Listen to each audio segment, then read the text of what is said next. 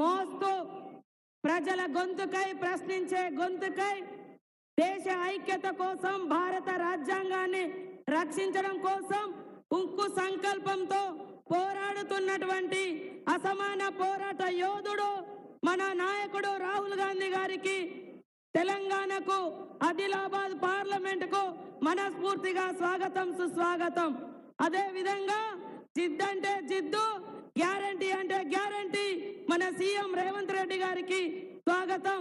సోదరుడు విష్ణు అన్న గారికి, జిల్లా అధ్యక్షులకు, మరి మన క్యాండిడేట్ కు ఆత్రం సుగుణ గారికి, పెద్దలందరికీ కూడా స్వాగతం. మండ టెండల్లో అశేషంగా తరలి వచ్చినటువంటి మా అన్నలకు, తమ్ముళ్లకు, అక్కలకు, మీడియా సోదరులకు అందరికీ స్వాగతం. ఈ రోజు భారతదేశం అత్యంత ప్రమాదకరమైనటువంటి పరిస్థితి ఎదుర్కొంటుంది.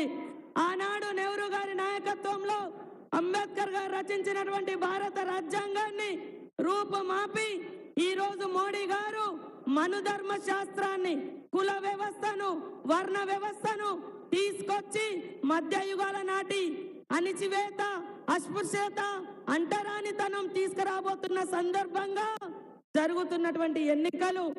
కాబట్టి దయచేసి మనందరి హక్కులను కాపాడేది భారత రాజ్యాంగం. ఈ రాజ్యాంగాన్ని కాపాడుకోవాలంటే మన రాహుల్ గాంధీ గారు ప్రధానమంత్రి కావాలి.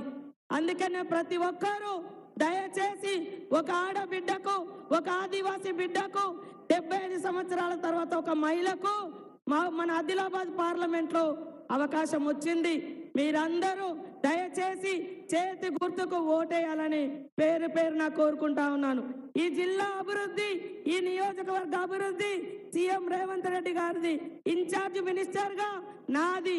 కానీ బూతులలో 100కు 100% ఓట్లేసి ఆత్రం సుగుణను గెలిపించి అక్కడ ప్రధానమంత్రిగా మన రాహుల్ గాంధీ గారిని చేసుకుంటే, మన ఆదిలాబాద్ కు 10 ఏళ్ల నుంచి రైల్వే ఇవ్వలేదు, ఒక్క పని ఇవ్వలేదు. అభివృద్ధి అడిగితే అయోధ్య చూపెడతాడు. 2 crores 2 కోట్లు ఎవరు ఇయ్యరని చెప్పినటువంటి ఉద్యోగాలు అడిగితే రాముని చూపెడతాడు బీజేపీ వాళ్ళు. మీరు ఇళ్లకి వెళ్ళి ఒక్కటంటే ఒక్క పని, రోడేసిర్రా, మరి బడి కట్టిర్రా, ఇల్లు ఇచ్చిర్రా, లాస్ట్ కు గుడన్న మీ ఊర్లలో కట్టిరా ఈ బీజేపీ వాళ్ళు. ఆలోచించండి. దేవునికి పెట్టే అగర్బత్తి కూడా 5% జిఎస్టీ వేస్తా ఉన్నారు. కాంగ్రెస్ అంటేనే పేదల పార్టీ. సంపద పెంచడం, పేదలకు పంచడం. 3 తరాల ప్రధానుల కుటుంబంలో పుట్టిన రాహుల్ గాంధీకి ఈ రోజు వరకు కూడా సొంత ఇల్లు లేదు. కానీ కోట్లాది మందికి ఇందిరమ్మ ఇల్లులు కట్టించినటువంటి ఘనత సోనియమ్మది, ఇందిరమ్మది, రాహుల్ గాంధీ గారిది. అవునా కాదా ఆలోచించండి.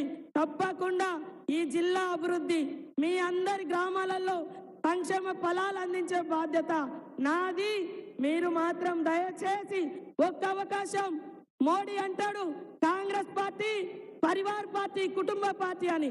ఒక్క రోజు కూడా పదవి లేకుండా 15-20 లక్షల తూటుబూటేసుకునే మోడీ పేదల నాయకుడు కాదు, కార్పొరేట్ కంపెనీల నాయకుడు. పేదల నాయకుడు అంటే పేదలకు దగ్గరుండే నాయకుడు మన రాహుల్ గాంధీ.